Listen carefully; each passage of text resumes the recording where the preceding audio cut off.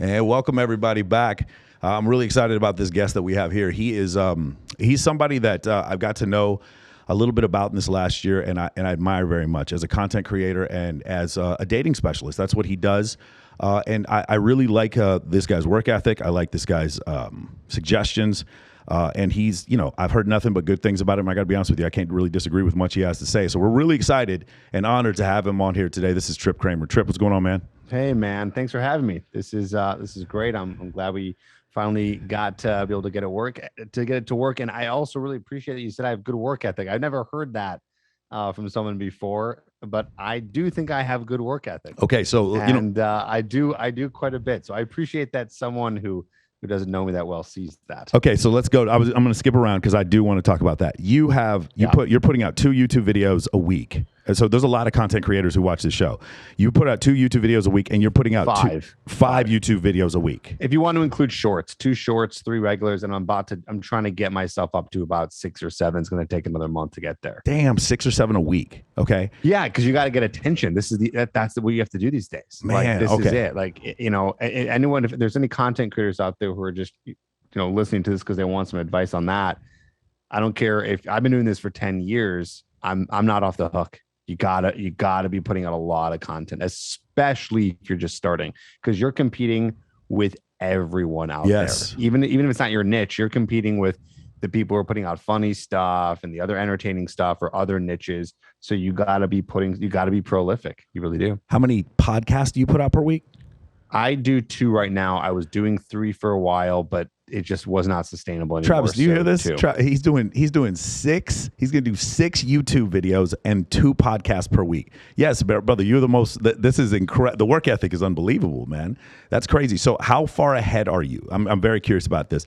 If we were talking about your content, oh, not ahead at all. Really? I'm 3 weeks ahead right now. That's crazy. Okay. No, I mean it makes sense, right? Because I'm doing so much, it's really hard to get ahead. One of the reasons why is also because I still have a life, right? It's like I have to travel for some things. Like next week I have a wedding. So there's things where I have to be going away. So once I start to get ahead a little bit, then I start to backtrack to being right on schedule because I have to be away and do things. So like today or this week, I created my podcast that will go out next week. And then there's videos that are going to be going out Sunday that just got edited that will be released on Sunday, which is 2 days from this date. Okay, so we haven't even described what it is you do. For those of you who are not familiar, Tripp has 945,000 subscribers on YouTube, and I read you have almost 900 reviews on your podcast, and you are a dating coach. And the reason why I wanted you here specifically is because that industry, and you've been doing this for 10 years, has become very toxic, for lack of a better term, and I don't feel like you have, right? And I feel like you're probably doing as well as anybody I've seen in that entire industry. And I was wondering, can you talk about the origin? Because I couldn't find a whole lot specifically a bio, like where'd you go to school? What was the origin for you to get involved in this whole industry? Yeah, sure. There's not much out there. There's a little bit out there, but I got involved in, so we'll go back to college. I graduated in 2007, and this is at a time where everything dating advice was just pickup stuff. Yes. Right. So the game came out maybe 2005, so 2 years previous to the point where I was like, all right, I just moved to Los Angeles, to a city where I did not know anybody, and I wanted to learn, how do I go out and meet girls? How do I date? How do I do this outside of college? Because I went to the University of Illinois. I was in a fraternity. I was super social, which was good and bad. Good in the fact that, well, I was social, so that's good. That's good to get your chops going, but not great because you're fed a whole network of people. So that means that I did not have any reason to go and talk to people that weren't immediately introduced to me. So my skill of talking to a woman that I wanted to just talk to, or even whatever may be, even network or just get outside of my comfort zone, those opportunities for myself did not exist in college. So then I'm 22, I go to LA, I only know a couple of friends that I went there with. So now it's like, well, I have no skills in going out and approaching women, talking to women. This is a very scary thing. I didn't have like full confidence in myself at this time. I don't know what 22-year-old usually does. It's not just that, but you also realize that there's so many women that that don't even realize that men don't know this, right? that they don't know that you Right. don't have any skill set. Well, like, what do you mean you don't have a skill set? It's so because it's so much more obvious to them. But for you, this was something that you had to learn. Well, yes, and the reason why women don't know this is because they're not talking to the guys that don't have the skill set. Correct. Who's approaching the women, right? That's why sometimes when I tell people what I do for a living, I'll get some people, women specifically, who'll be like, they'll be like, Why, yeah, why would you need to so do that? This is interesting. They'll say that, but what they think I do, they go, we need you. I'm so glad you do what you do. We need you out there. But they're talking about the guys that are assholes to them, Right. the guys that treat them poorly. They're like, oh, you need to fix those guys. I'm like, lady, I don't fix those guys. Those guys are not the guys that I help, because those guys aren't seeking help. I'm helping the guys that are not talking to you, that you've never seen talk to or heard of, because they're too scared to talk to you. So that's what I'm doing. And to your point, that's exactly, do you ever see that University of Chicago study? 26% of men have had zero sexual partners in the last year, and something like 28% of men have had zero sexual partners between the ages of 18 and 30. I tell that to women. I have playmates on here sometimes, and they're stunned. They're stunned because, like what you said, the guys that they meet on stage at Excess or at the EDC Sky Deck or at Warwick in Los Angeles or wherever, those guys that they meet, they're not having trouble. They've had sex in the last year, and those are the guys that they notice, but they don't notice the cashier at Walmart. But he is a man also who wants to have sex, and but he doesn't count. Like, they just don't seem to notice. Yeah, this has got to be one of those biases. There's like a whole list of like 30 different biases, a confirmation bias or something like that, where it's skewed data. Yeah, they think that that's how it is because that's what they're experiencing. Sure. But they don't know that there's guys out there like myself when I was 22, so to bring it full circle, who did not know how to do that. So I had to learn, or not I had to, didn't have to, but I really wanted to, like a lot of guys, right? I wanted to learn how to go out there and meet women and be more confident with women. And I was doing this in my early 20s. I'm 36 now, to give you reference of kind of when that was. So I was doing this in my early 20s alongside, I don't know, probably hundreds of thousands of guys all over the world who are finally, we have access to the internet now, so we can ask any question we want. Yeah. People are learning everything from the internet. And so then I ended up finding a bunch of guys in LA who were also doing this. So I made friends with other guys who were going out and practicing this like it was baseball or like a sport, right? They were just going out there and doing this, and we were going out to do it together and to get better at it and to be more confident.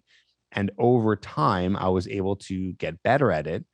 And I would say, like, if I compared myself to maybe like the clients that I work with today, I would say I was a little bit more on the faster pace, just because, again, I wasn't a virgin. Yeah, and you're naturally guy. extroverted. Yeah, I'm naturally extroverted. So, but by the way, people think it is, I will be honest, it is much easier for an extrovert to learn this stuff than an introvert. Correct. But the only reason why is because an introvert will get tired faster. So extroverts have more leverage because they do enjoy socializing and it pumps them up, but it doesn't mean that they're less shy. I was, and what I would consider was a shy extrovert. So I did learn a little bit faster. It took me about maybe 3 to 6 months to get to the point where I could successfully go up to a woman and be confident and approach her and be able to take her out. And then I put myself through this, like, my own boot camp of getting even better at it over the course of maybe 2 years. And so then I got to the point where I was having so much fun and getting so much success that I just became so obsessed with the information, the topics, the advice. It does suck you in. It's a hole, bro. It's a hole. You're correct, bro. It is. I was there in 2008 getting sucked into this because there was so much theory of this thing that, like, I couldn't figure out in my life. Women were very confusing to me. So I totally understand where you're coming from. It's a hole that just you go down forever. Yeah, and it was just addicting in a way. Yes. Not that I had any problems with it, but I just really grew passionate for it. And then I was like, well, if I could, then I started to feel like I could help guys with this.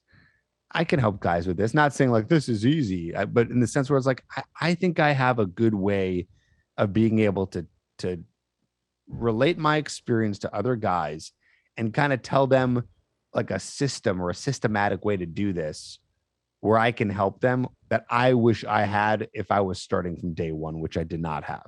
So it's like I came up with kind of my own way of explaining how it works. I don't think it's it's much different than any of the stuff that you may have found during that time. It Yeah. was just a different way of explaining it. It's not like I discovered the one secret, but what I did discover is what I believe I have the best way of explaining it and having a system that someone can use to practically implement how to meet women and then get results from it. Well, And that's what I did not see. Like if you go back in time, if anyone remembers like the mystery method, like yes. the first system to meet women, this was created in the early 2000s and out there for everyone by the time it was 2005, 2006. It's complicated. It's very complicated. A1, A2, A3. A1, yeah. A2, A3. Have you met Eric? A2. Have you met Eric? I have multiple times. He's actually a really great guy. Yeah, he's here sometimes in Vegas. At one point, I'm probably gonna have him on the show. But yeah, I took Eric to Bilzerian. I took Eric to Bilzerian's house the first time I ever hung out with Dan. Oh, interesting. Yeah. Interesting. Mm-hmm. Yeah, no, I think he's a great guy. Honestly, people of course think he's like, oh, pickup artist, whatever. And he is, but he's a personable guy. Like anytime I ever met him, I don't think we've ever met in the context where I was a coach. Right. We would just always be at the same places because it was LA and people were going out and meeting girls. And he was never like amogging me. He was always like a really cool guy. And I remember one time he would come up and we were just chatting and he would just do like a magic trick for me. And he was like the coolest guy. So I have no beef. I don't for sure with anyone, but that guy was cool. So where were we? So it was complicated. So his system, to me, again, it got a lot of guys' results. For me, too complicated. I was like, I did not know how to implement it and remember everything. I'm like, okay, so that's why I simplified it for myself and then started to simplify it for other guys as I started coaching. So can you go over a little, because remember when you interviewed me, I brought out the thing that kind of went against the grain was having all the female friends, right? For you, what is the thing that makes this trip? By the way, I love your bite-sized way that you teach very, very simple things. I think it's fantastic the way you break things down. It feels a little bit, I know this is going to sound like a weird analogy, like the Khan Academy, where you break things down in these 10-minute chunks and make them a lot more simple for people to be able to learn. Can you talk about what is different about your channel and then your theory, what you teach as a technique? What is different? Actually, you know what? Other people's out there? Yeah, maybe from other people. What is the thing that makes yours stand out? Is it just the simplicity? Like, what else is there? I think it's the simplicity, and I mean the fact that it works. Yeah, I don't know. Okay. Like, I feel like think about like in math. Remember the lowest common denominator? For sure. That's what I teach. It's the lowest common denominator. It's the 80-20. It's the few things that make the most difference. So there's all this fluff out there, and women love giving advice on the fluff, like little things, or like even guys come to me and they're like clients I'm working with, for example, last week, he's like, hey, so when are we going to start working on body language stuff? Yeah. And I'm like, first of all, there's only a couple things you even need to know about body language. But second of all, I could never teach you a thing about body language. You never have to learn anything about body language and you'll actually do just fine. It's like a lot of that stuff is like fluff. There's a lot of fluff. And listen, I'm guilty. You're going to go on my YouTube channel. You're going to go on my podcast. You're going to go on my TikTok. Bro, you have something on everything. You have something on every topic. Yes. 10 years of YouTube videos, man. Yeah. I don't even know how I still keep on going, but there's always something to talk about. But maybe this is hypocritical because, like I said, I do have body language stuff, but you still got to give people what they want. And there are a few things with body language, but what I try to tell guys, if they're really trying to learn this stuff, is like, cut out all the fluff. I just simplify it to a few things that you need to work on. And mostly it's your behavior and optimizing your looks. So it seems to me like one of the biggest problems is men not being in the present moment, and the fluff would actually take you out of the present moment. If you're thinking about wonderfully said. Yeah. Yes. Yeah. Correct. And that's what I said to my client too. Literally, I was like, well, okay. So then I was like, all right, let's talk about what matters the most. And then I taught him a bunch of stuff, and I was like, but listen, don't use all this right away. Like, don't use all these little flirting techniques right away, because if you do, you're going to, and this brings me right back to my old self when I was learning this, you're going to get overwhelmed. So what the biggest mistake that guys make, and when I try to teach guys in my system, is I'm going to teach you a bunch of stuff. You're going to fail fast if you end up trying to do all of it at once. And that's what guys do. And that's the biggest problem. And there is so much information online now, the most that there's ever been. And it keeps on growing on how to meet women, how to date women, sex, whatever. All of it's all out there. It's very overwhelming. So the new skill has to be, what's the few things that just work, instead of how do I do it all and how do I implement it all, which is what I tried to do when I first started. I just devoured all the information. I mean, I was up till like 2 a.m. on work nights, just like watching Mystery Method and watching all these people. And it's funny because like as much as I watched, I feel like nothing even really soaked in. Why? Right. Because all I did was watch, and I didn't do anything with it because I was too scared. So you got to just stick to a few little principles, and then repeat over and over and over, reps until you get results. Okay, so let's go back. The game comes out by Neil Strauss. It sort of creates this sort of underground revolution. It almost is like a real life fight club that happens. There's layers in every city. This pickup community grows. It's like $1 billion industry. And then there seems to be like a pretty big backlash against it. And like I said before in your podcast, I felt like I was hanging around a bunch of guys who, for maybe 3 years, I was probably into that, maybe 05 to 08. And then I felt like I was hanging out with a lot of guys who had a lot of theory and were stuck in their head the whole time. And so I kind of got away from them and did something different. My question to you is, you are now a YouTube creator, you're a content creator, and you notice that the rules, especially on Facebook and YouTube, have changed when it comes to this type of content. And at the same time, there's MGTOW, Red Pill, the Pickup. There's the Manosphere. There's all this stuff that I personally don't feel comfortable with. I was curious. Number one, you seem to outlast all that, outweather all that, because I don't feel like your content is misogynistic at all. And also, some people do. Some people do. Okay, so let's talk about that. I'm finding out some women do on TikTok. They don't like me on there. There you go. So let's talk about that. The environment changes and the algorithms change, the rules. Obviously there's certain big companies, I'm not going to say their names, they've completely stopped teaching pickup because of the rules on YouTube. Can you talk a little bit about the change in the landscape? I'm curious why you won't even say it. I'll say it. Okay, go ahead. It's funny that you won't say the name of the company that stopped doing it. Because I have a lot of friends at a company, man. I don't want to piss them off. I don't think it's a diss. It's just honest. They don't do it. I don't really know the real reason. But I'll tell you off air. I'll tell you the real reason. I've talked to all the guys. Well, maybe let's just not mention the company, and we can just talk about the real reason now. Yeah. So I mean, the reason is they started losing merchant accounts. People started protesting their live events because of the actions of a couple of their coaches, and that whole thing, like, it got really bad. And like, by the way, to be fair, I had warned them previously. I was like, you guys will fuck up one time and they will come after you. But this is the reason why even my program right now, I don't teach dating. Like I teach a leadership course, an entrepreneurship course, but I have so many female friends that I get a lot of questions about dating. I'm just legitimately afraid to even go in that space because of how much that's happened. This is the reason why I find what you've done so impressive and fascinating, because you've been able to dodge so much of this criticism. And I think your information is, there's nothing you've written on there that I disagree with at all. By the way, shout out to Brenna Black. She was in one of your videos. She's a fan of this podcast. Nice. If she's watching, yeah. Hey, Brenna. Shout out Brenna. Well. So the thing is, when I watched that, when I watched you, I noticed that you were kind of above it and sort of skipped over it. Can you talk about, was there ever a point where you felt like the algorithm was changing for you? You were catching more hate, or you were lumped in with the pickup community, or I don't think I ever was. I think the pickup community probably looks at me like I'm Gen Pop, like I'm the poppy dating advice, the like vanilla dating advice. Could be not vanilla, maybe vanilla. That could be one way. I would say more broad.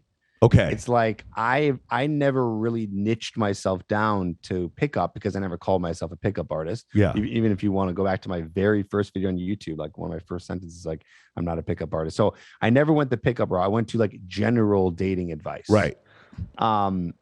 So, and I would say very opposite of vanilla, actually, if you, i.e. the Brenna Black video. Yeah, taking a girl's bra off and teaching women how to squirt. I was like, oh damn. Okay, so that part was not vanilla. You are correct. Yeah, that's not so vanilla. But it is more general. I cover a lot of different topics, and I don't go into pickup. I never put out.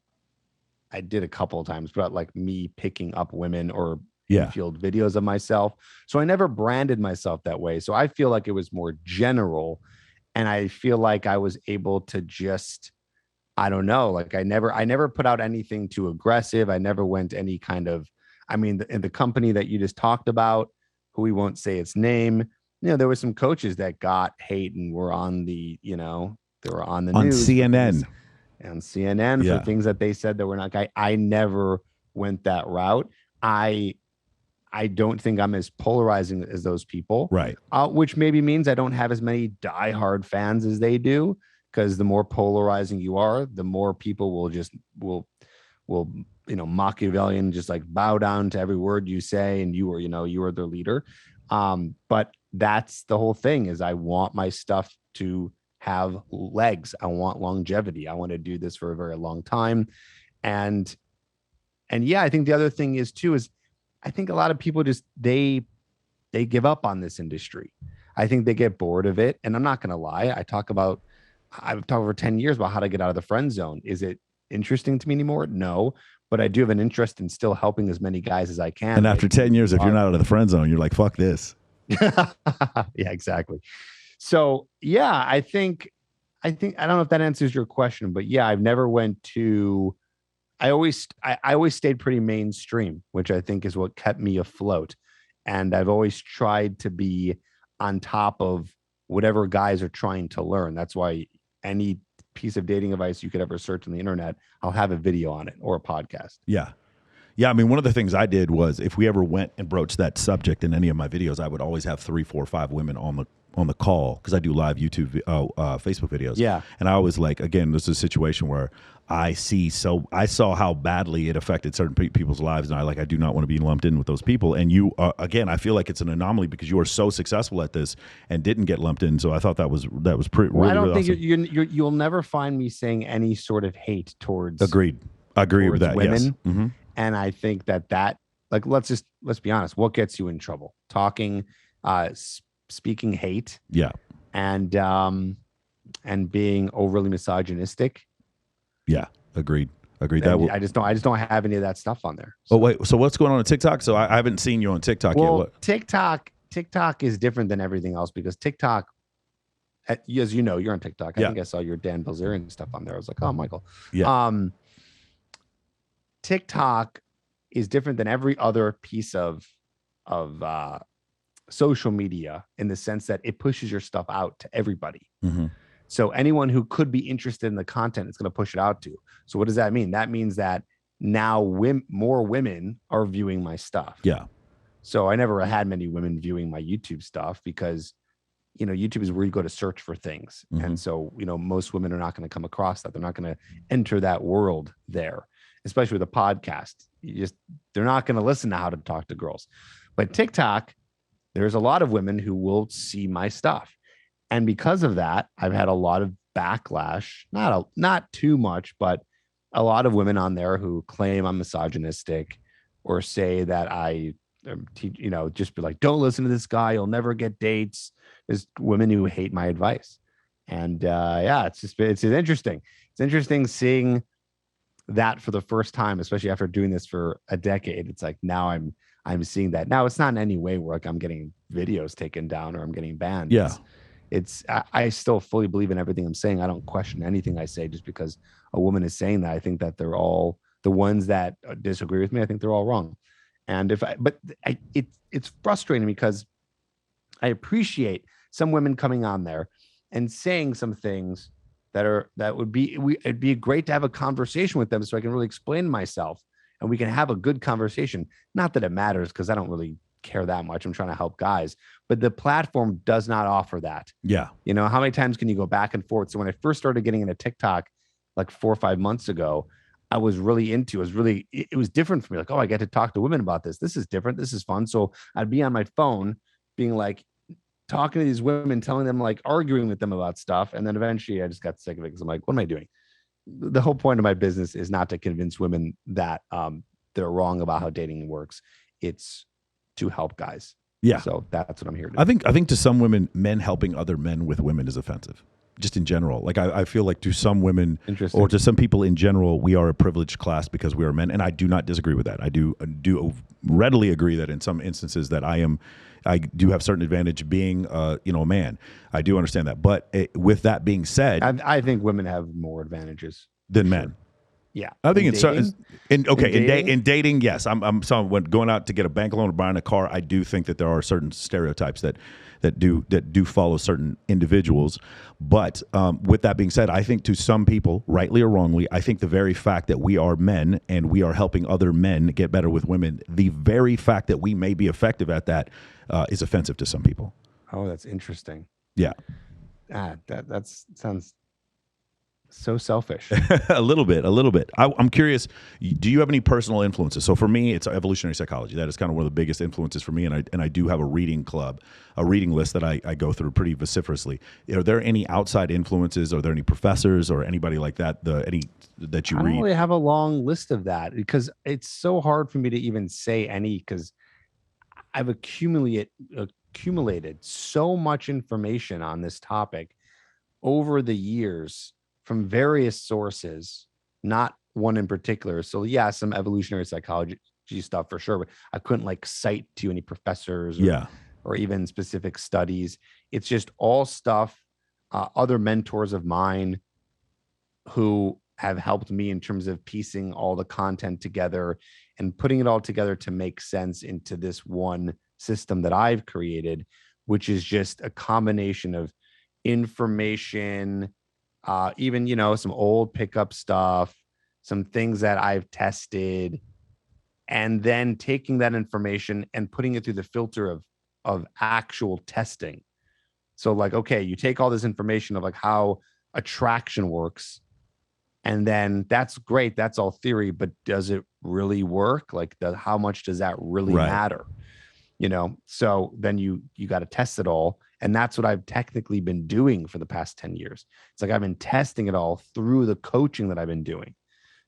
And how do I get people better results through all this information? So long answer short, I don't have any specific people that You don't have any mentors you can cite or mention? reference. Not really. I mean, there's some people that I learned from, like old pickup people back in the day. But again, like that's all I remember. That doesn't mean it all came from them. Just for Bits and reference, pieces. the old pickup community and the one that is today, they are not recognizably similar. They are very, very different. I don't even know what the pickup community is today. I don't even think it exists really. I mean, it does. It's interesting. Go on Reddit. It still exists. Yeah. Oh yeah. And well, that yes, I kind of mean the business side of it. I don't watch anyone's content.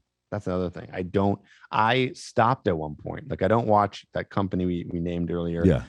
Or didn't name, I should say. I don't watch any of their stuff. I don't watch any of my competitors' stuff. It messes with me. Like it doesn't keep me focused on the path of what I'm teaching. And I really I will steal titles all day long. We're all doing that from each other on YouTube, by the way. It's not a secret. We're all stealing each other's concepts. But I'm very careful, even though, of course, like there's only so many ways that a man can attract a woman. So the advice gets to be very similar.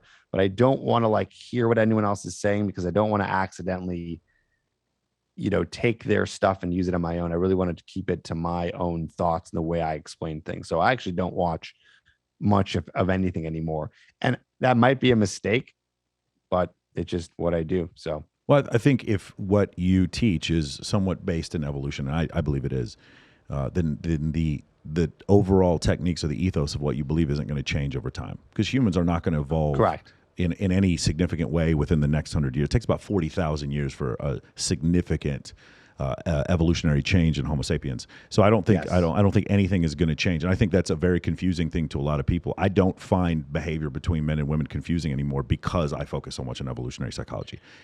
Female nature, male nature. Yeah, definitely. All right. But when it gets tough, because you start talking about that, it starts to cross into what would be considered red pill. Yeah, but it's interesting because red pill is now becoming more mainstream, and it's starting to become more mainstream gen pop type of advice out there. Yeah. And I do subscribe to not everything, but a decent amount of red pill stuff. Right. And it's so hard to even say that word. That could get you canceled right there. But it's not that the problem is the red pill community. Take it to, I know no one's ever really answered this. So maybe you can help out. This is a good conversation to have. The red pill community takes it so far to such an extreme that it's cloudy. It's like, wait, so these people just like hate women. That's how far they Correct. go. They're like, this is female nature, and I fucking hate women. And you're just like, bro, chill out.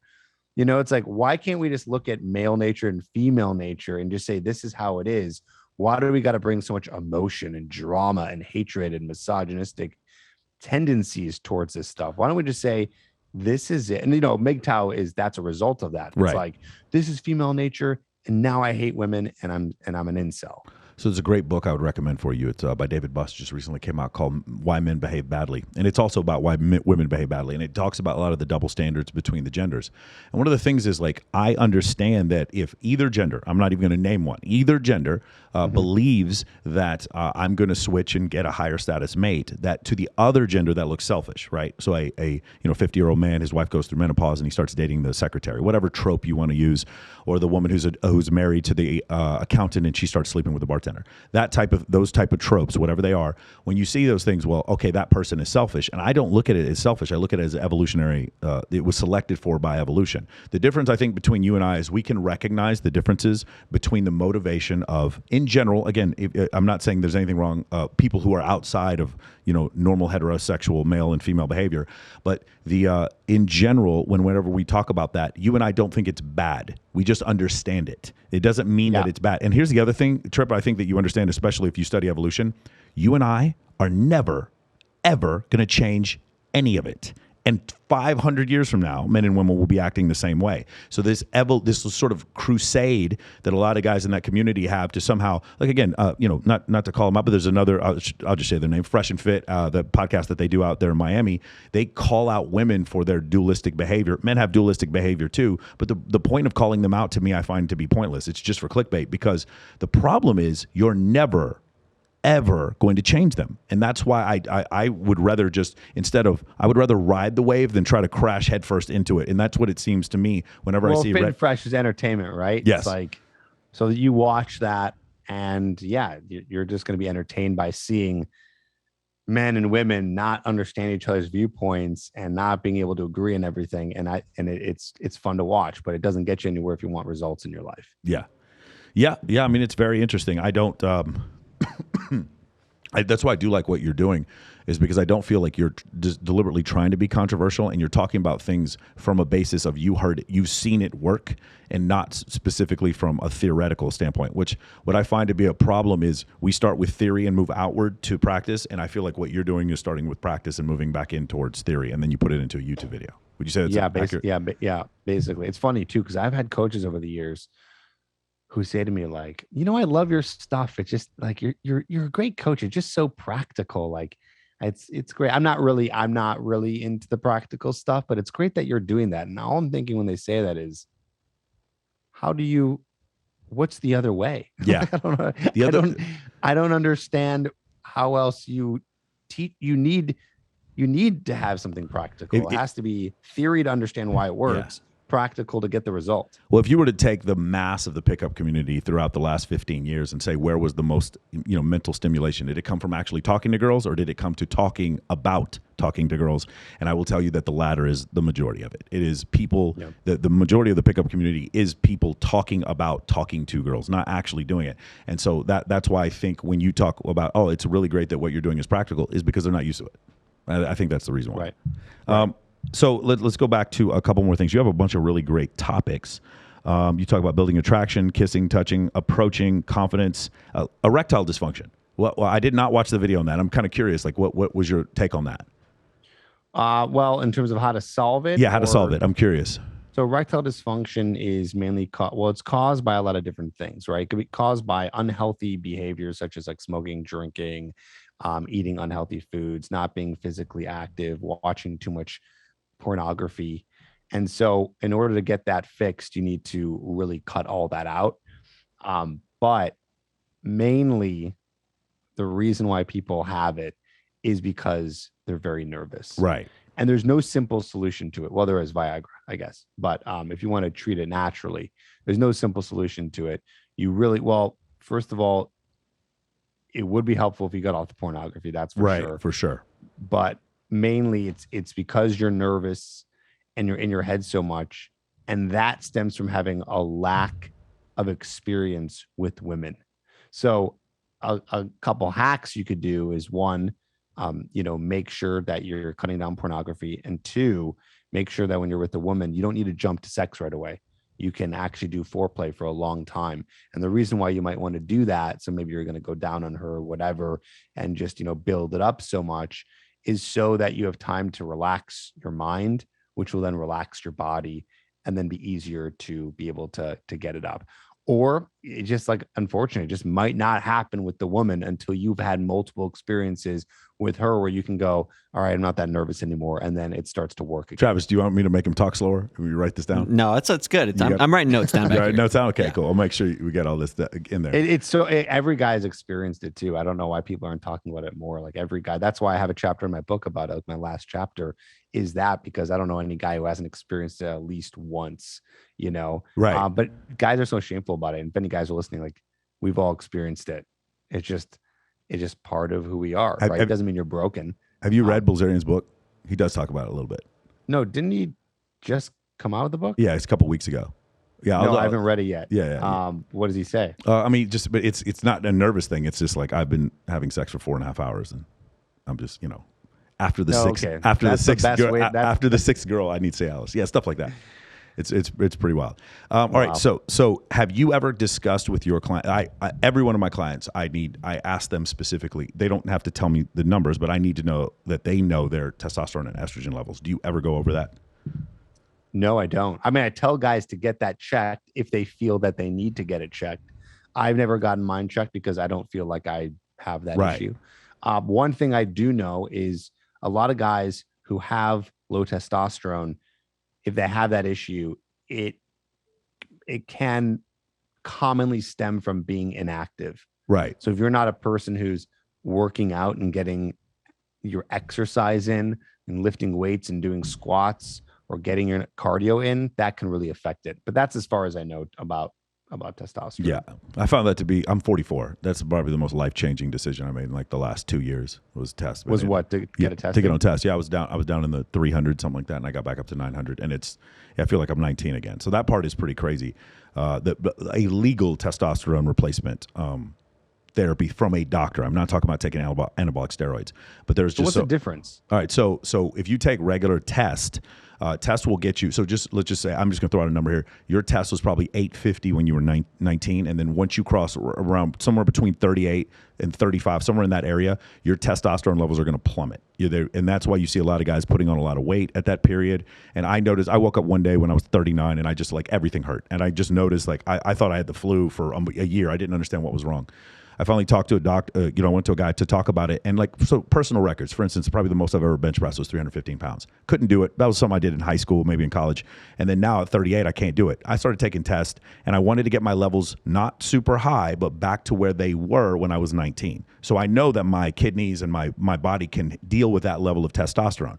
I got up to 900, and I'm exact everything from a muscular standpoint or performance standpoint that I could do when I was 19, I can do again now. Now, I still have a 44-year-old frame, like fucked up knees and stuff like that. But from the other standpoint, sleeping and all this other kind of stuff, obviously sex drive and the ability to just move massive amounts of weight. Like, I've never been this strong before. Been able to do that is just been absolutely fantastic. Now, when you go into anabolics, now we're going above 850 free testosterone into 12, 13, 1400. Now we're going into 2000. Now we're talking about guys on anabolic steroids. They're taking Tren, they're taking Deca, all this other kind of stuff. And one of the problems is those guys are raising their testosterone to the roof. To the roof. You're just adding a little bit more to what you have. Correct. So like probably the best that nature could have given me is what I do without having any sort of medical side effects. When you get to that super high level, there's a few problems that go on. Like, for instance, your body fat will convert testosterone into estrogen. So a lot of guys, I've met people that are in their mid-30s that are morbidly overweight. When they go get their test and estrogen check, their estrogen levels are higher than their testosterone levels in some cases. And so because they're turning their testosterone into, it's this deadly cycle that causes them to become more fat. Also, if you start taking tests, a lot of them, they don't put you on an estrogen blocker initially, and you see these guys having these like really weird mood swings that happen because their estrogen levels are at just like ridiculously high levels. And also, this therapy doesn't work for women because women, like for instance, a woman at a high level, their free test might be at 100, whereas mine is going to be at 900. That's a pretty significant difference. But I will tell you, also there's other things like HCG that you need to take in order to stop testicular atrophy and stuff like that. And I just like, it's just night and day difference. But when you see these guys go up into like the 2000s, 2500, where they're taking massive amount of anabolics, it's really hard now to block any of that from turning into estrogen. And then that's when you see the male pattern balding, you see the acne on the back, you see the man boobs, all those kind of things happening. You see the massive shrinking of the testicles, and then you also, in some cases, see erectile dysfunction. That's what happens from the abuse of the testosterone and the anabolic. So there's a middle ground, and that's why guys cycle on and cycle off and that kind of stuff. I will tell you, I think there is testosterone's like vitamin C. If you don't have enough vitamin C, you get scurvy. But if you have too much vitamin C, then it just stops working for you. It doesn't really do anything. I think testosterone is like, if it's too low, it's a miracle cure. But if you get, like, for instance, I met guys in their 32 years old with free testosterone in the 200s. And I was like, dude, how did your urologist not freak the fuck out when that happened? He's like, oh, no, she said, I'm in a normal range. You're in a normal range for a 70-year-old man. It's like, you're not in a normal range if you want to have sex with your girlfriend. That's ridiculous.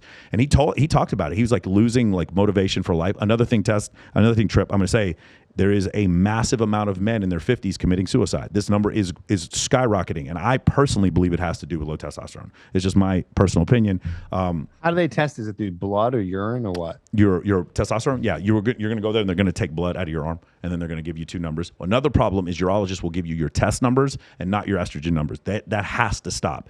You really need to get your estrogen levels checked as a man. There needs to be like a healthy balance that you want. And one of the things is, if you go to a TRT doctor versus going to a urologist, you're going to find that the urologist is just there to keep you healthy, and the TRT doctor wants you to perform. And those are 2 different things, but they're both doctors and they're both looking out for your best interest, just in different ways. So this is a huge study of emphasis that I've had over the last couple of years because of the massive change that I've seen in me. And I've seen no like, what do they give you, a pill, or what is it? No, I get a needle in my butt every Friday. As soon as I leave here, I'm going to clinic. Wow. Yeah, every Friday. Some people do twice a week. I have a buddy of mine who's 77 years old. He gets a fast acting test shot 7 days a week in his butt. Damn. and then you're gonna get an HCG shot, and then you're gonna take an estrogen blocker, which is a pill. I have a little pill cutter because I take a very small amount.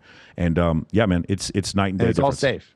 Yeah, it's all safe because there's more than 10 million men in the U.S. that are taking it right now. It's not cheap, especially with HCG. It's not cheap, and there's a federal law what does it run? Anywhere from $200 to $300 a month, depending on how much you're taking. Got it. Yeah. So, I mean, it's not inexpensive. So this is why I'm getting tired halfway through my workout? I mean, that could be it. I will tell you, man, like, again, 21 pull-ups was something I did in the military, would not have dreamed of doing it in my late 30s, and can easily do it now, maybe more. Like the difference is night and day.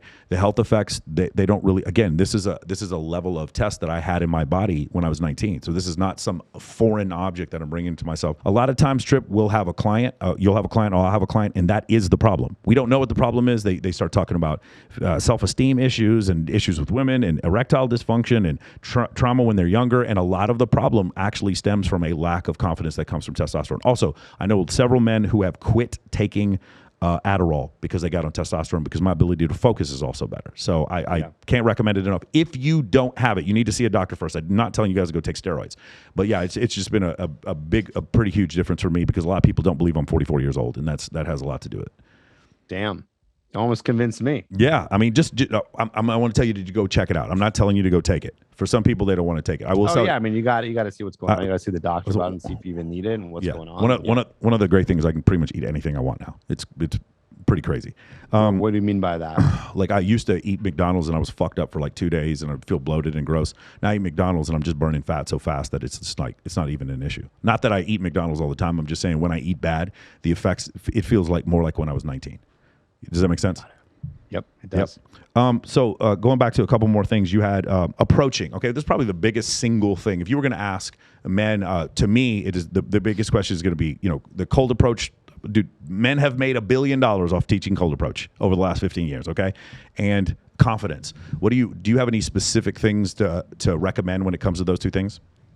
Yeah, for sure. So guys who struggle with approaching, it's a very simple reason. And the reason why you're not confident and the reason why you're scared to approach is because you're not approaching. So what guys fail to understand is that you need to do the thing that scares you in order to get over the fear.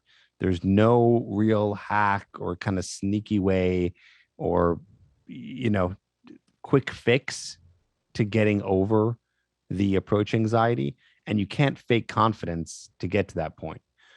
But the reason why guys end up not doing the approaches is because they don't have the confidence. But what they have to understand is the only way that you're gonna get confidence is by doing the approaches. So it's just what we have to live with. It's a shitty catch-22, but it's the way that it has to go. So I try to give guys mindsets that they can think about so they can push themselves to get some of those few approaches in and just get past that real tough part, which is the very beginning of approaching, so that they can get some of that experience under their belt. And so they start to become slowly more confident. I love that. The two things I tell people when it comes to anything, not just approaching or any kind of skill set, the hardest thing is not going from 1 to 10, it's going from 0 to 1. And so in this standpoint, it's the first one you do. The other thing I try to tell people is if I gave you a book on shooting 3-pointers, how much would that help you? If I gave you a book on how to throw a baseball or a football, how much would that help you? If you want to get better at shooting 3-pointers, what do you got to go do? There's only one thing you can do. There's only one thing you can do to get better at shooting 3-pointers. You got to go shoot 3-pointers. And first you got to shoot field goals and then 3-pointers. Yeah, for sure. But that's the same. Yes, for sure. You got to go out there and you got to shoot. You got to do it. You got to feel it in your body first before you. Same thing with landing an airplane. I used to fly in the Air Force. I could describe to you what it feels like right before you pull the nose up and you land the aircraft, but you have to feel it several hundred times before you get it right. So I definitely agree with that. And then the other thing, I'm curious because obviously this is something I talk about a lot. Social circle game. What are your? I've watched some of your videos on it, but what is it you think overall of how that works? So social circle game, as far as I'm concerned, first of all, it does not match what you got going for social circle game. Okay. yours is more of the I'm trying to think of a good analogy here, but let's just say mine's more the general advice. Right. Mine, I think that as they're both practical, yours is harder to do. Yes. But it will generate better results. So I feel like there's two different ways to do it. The Michael Sartain way, which is like, get ready to put in a lot of work, but if it works, it's going to be fucking awesome. Or there's my way, which is still hard work, but not as hard as yours.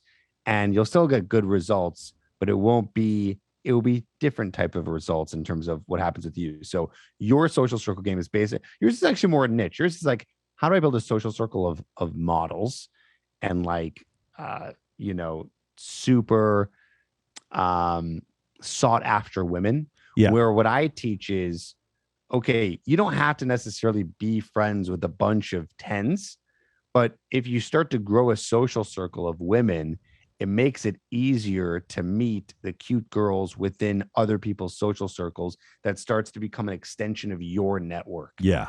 So it's like basically the benefit of social circle game in general is you have what's called a warm approach, right? It's like there's already that social proof there. So it's so much easier to meet and attract a woman because they start to become handed over to you because you have a social circle.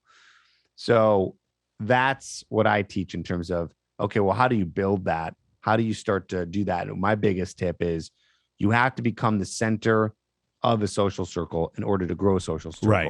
You can't expect for people to start inviting you out to stuff. It doesn't work. So you have to be proactive and you have to make it happen.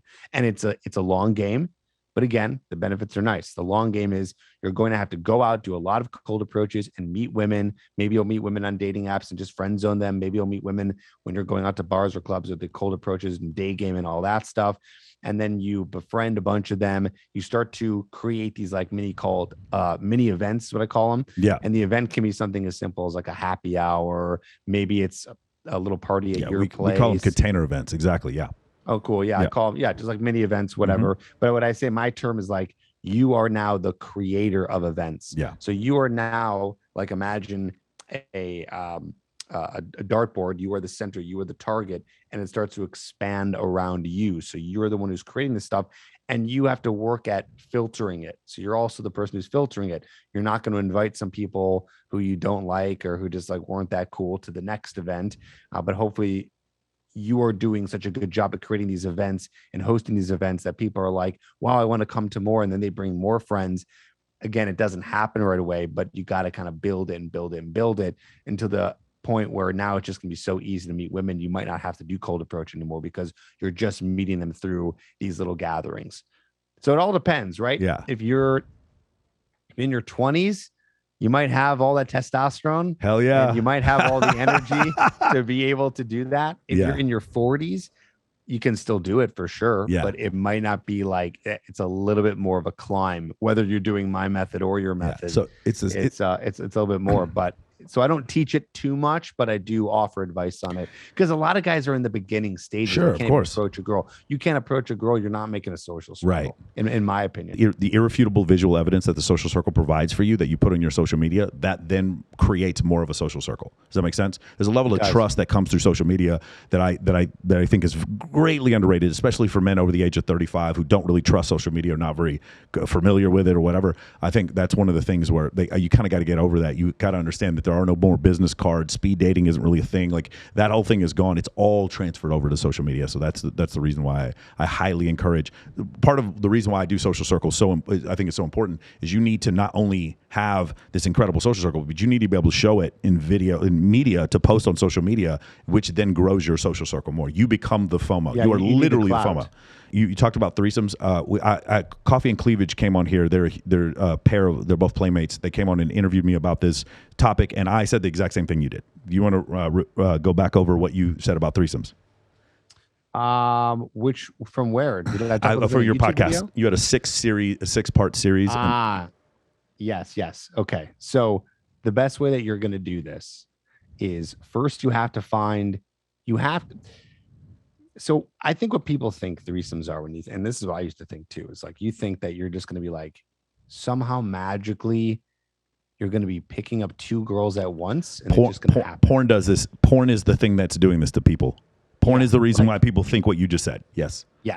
So instead, it's actually a lot easier than you think, in the sense that all you have to be doing, as long as you can be, successfully dating many women, is you just talk to the one that is also interested in having a threesome. Correct. And then when you find someone who's interested, right, it's like eventually one girl that you're talking to is going to be interested in that.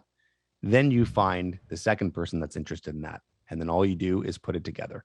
And hopefully it works out that you guys all connect and are attracted to each other, and and you make it happen that way. Yeah. So social circles definitely would be good for that.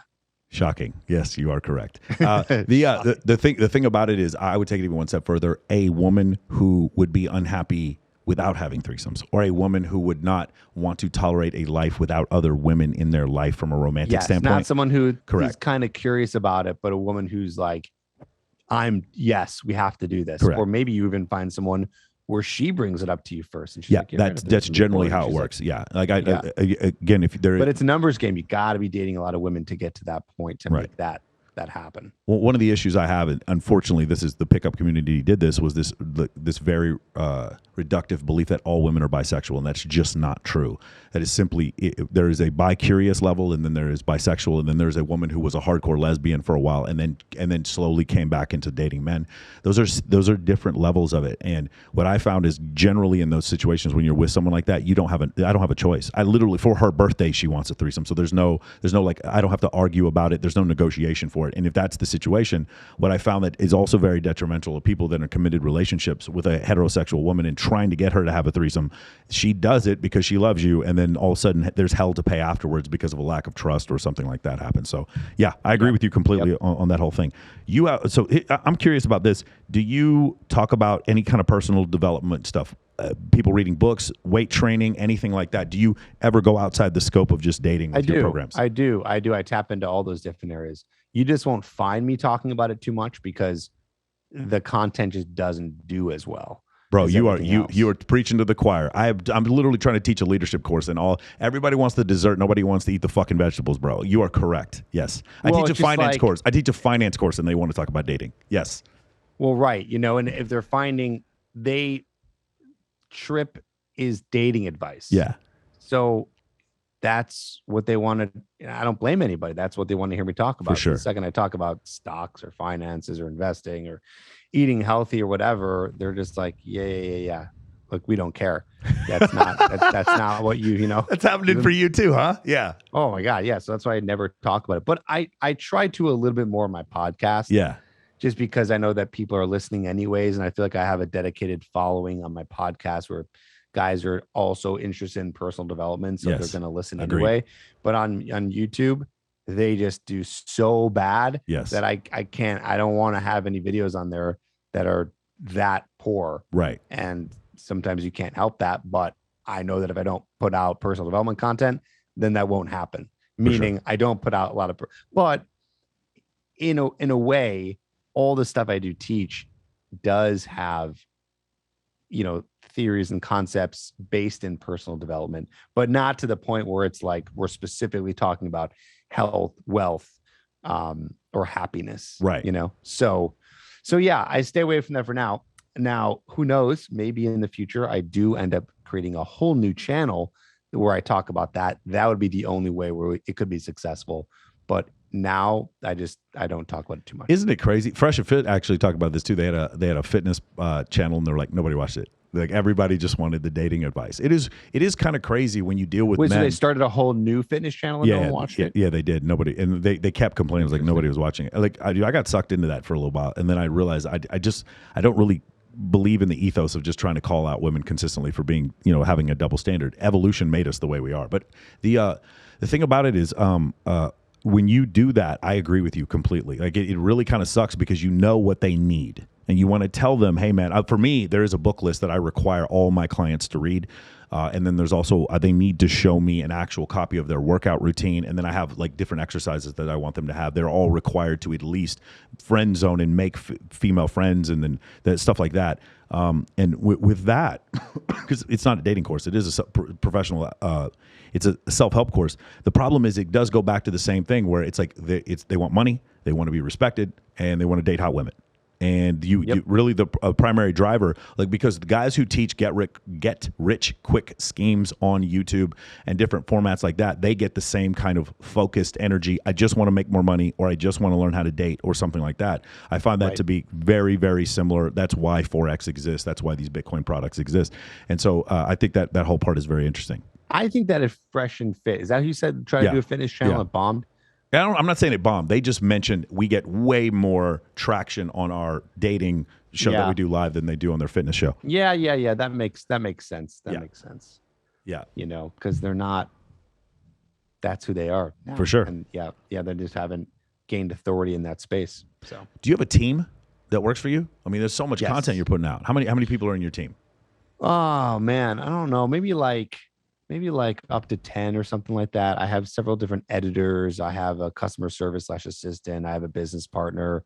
I have, just I don't know, some of your basic, like accountant, and I have another coach that works with me. And I have, who else? I have a copywriter. So he's just focused on copywriting. He also helps me with writing emails. Yeah. So yeah, I got someone doing a little bit of everything. Yeah, that's crazy. I may have to pick your brain. I mean, so like I literally will just. My goal is, I want to be as hands off as I can on creating a piece of content. Yeah. So the second I create a video or I create a podcast, I want to be able to. And this is the system I've created. I just upload it. I almost wish I could have someone do that for me, but I can't. I mean, I could hire someone to come in here and just like do that, but that's dumb. So I upload it, and the second it's uploaded, it will trigger, a whole series of events where, okay, now it goes to my editor and it gets all taken care of and uploaded and optimized and all that. So I can just focus on the content. I got to pick your brain sometime about that because I'm running into this really issue. Super simple. Yeah. Super simple. As long as you have the bandwidth to hire people and get people to do it for you. Yeah. The systems are easy. Yeah. Yeah. My sales team, those guys are on point. But yeah, there's a bunch of other things that you talk about. All of the content you see, including this podcast, is just Travis and I. There's nobody else that's involved. So yeah, that's crazy. All right. So also your one-on-one coaching. I can't imagine, man. I have, I want to say 17 one-on-one coaching things I got to do this week. And it's whipping my ass. How are you? I mean, you're orders of magnitude more popular than me. How in the world are you able to do one-on-one coaching? It's just like super high price point? Like, how does this work if I want to do one-on-one with Tripp Kramer? I mean, high price point is relative, I would say, but yeah, it is, I would say it's up there in price. It's not like, It's not like seeing a therapist, that's for sure. Right. And I will have another coach that does coaching too with me. So, but I take the bulk of it, and I just work a lot. I'm just working a lot. Is it Zoom calls? It's phone calls. I take about, I don't know, anywhere from 15 to low 20s clients per week. So 15 to maybe 22 clients per week. But I will be reducing that soon because I'm finding that I need to make sure I'm still balancing everything else out in the business. So it will be harder to do coaching with me as the years progress. Yeah. Yeah, I need to get there, man. I got calls at 3 a.m. I got to do. It's crazy, man. I'm doing 4, 5, 6 a day sometimes. But I mean, like, me too. Some days I do like 8. I think that's the max I have, and it's fine. I can handle it. I don't have more than I can handle. Yeah. But I also, it's not sustainable forever. Yes, I feel the same way. It's good for now, but it's not sustainable forever. So I want to be able to take only a few clients. When I say a few, I mean more like 10 to 15, because I still enjoy obviously doing the coaching. Yeah. It's great. I love helping people. It's what I do. Like, I am a coach. This is what I do. So I want to be able to have that option. I used to do in-person coaching where I'd take people out and take guys to bars, wire them up to microphones and listen in on their conversations with women. I still do that maybe once or twice a year, but that's a very infrequent type of coaching that I do. Yeah. But yeah, no, I love it. I love helping guys. I love being just like very personable with them. That's why I do the one-on-one coaching. And I also have a group coaching program, but that's very small. It's only like 3 to 4 people that I allow in that. And it's great. It's very rewarding. The evolution of your program, is there what comes next? Do you plan on going to different social media platforms? Do you want to have a YouTube series that's different or anything like that? Vlogs? Like what do you plan on doing? Well, I just started TikTok, so that has been a new place for me to grow and get my stuff out there. People have never heard of me. So TikTok has been new. I don't expand fast when it comes to content because you burn yourself out. Do it. You burn yourself out. It's not sustainable. 6 videos a week, bro. I'm sorry. I know for some people that's nothing. For me, that's an ass whipping. That's crazy. And they've got to come up with systems. If you come up with the systems, it's possible. If it's a live Twitch thing, I get it because you're not editing. But for what you do with all the editing and all the stuff you do, that's crazy to me. That's well, you got to have people doing it for you. Yeah, that's crazy, man. Well, I mean, dude, I go back to when I first started the YouTube channel, and I had one person working for me. It's myself. Yeah. So I was sitting there filming everything, editing everything, optimizing everything, just what I had to do. And so over time, thankfully, I'm grateful that I got to be able to grow and that I can focus on the things that I like. That's incredible, man. Hey, thank you so much for coming on here, man. I know you and I could probably go on for 3-4 hours about theory and different stuff like that. So hopefully I can have you on back here. Hopefully you'll come visit us in Las Vegas, man. I don't know if you've heard of this place, but there's a lot of fun stuff that goes on here. And Vegas is fun. Yeah. I go there a couple times a year. Next time I'm there, I'll definitely reach out. Definitely hit me up, guys. If you enjoyed this podcast, please like, share, subscribe. Please make sure you subscribe to us. Hey, you guys want to really help me out? Go on Apple podcast and leave me a review. I would really, really appreciate that. The growth over the last couple weeks has been phenomenal. Obviously, yes, having Dan on the podcast was huge. Thank you, Dan, if you're watching this. You didn't have to do that, man. That was really, really awesome. And the other stuff that's grown, every single one of my podcasts going back has grown 3x since that. So I want to say thank you to all the new people who have joined and to all the haters. Hey, guys, haters, we welcome you. Come on to the Michael Sartain podcast. We enjoy it. I have some really, really exciting guests come on.